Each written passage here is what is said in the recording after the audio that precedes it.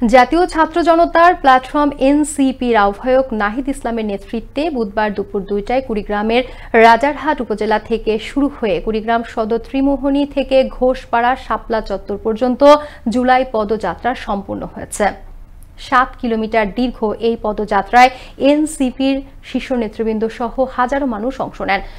পথ জুড়ে কুড়িগ্রাম শহরের মানুষ পথযাত্রায় একত্রতা প্রকাশ করে যোগ দেন। পদযাত্রাটি কুড়িগ্রাম ঘোষপাড়া শাপলা চত্বরে পৌঁছালে প্রধান অতিথির বক্তব্য রাখেন এনসিপির আহ্বায়ক নাহিদ ইসলাম সহ সদস্য সচিব আক্তার হোসেন ও দক্ষিণাঞ্চলের মুখ্য সংগঠক হাসনাত আবদুল্লাহ এবং উত্তরাঞ্চলের মুখ্য সংগঠক সাজিস আলম সহ অন্যান্যরা।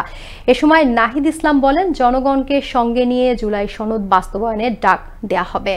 2024 সালে এই গত বছর মাত্র কয়েকদিন আগেই আপনাদের ছেলেরা, আপনাদের মেয়েরা, আপনাদের ভাই বোনেরা আমরা সকল মিলে রাস্তায় নেমেছিলাম। ন্যায্য অধিকারের জন্য আমাদের উপর নির্বিচারে গুলি চালানো হয়েছিল, গুম করা হয়েছিল।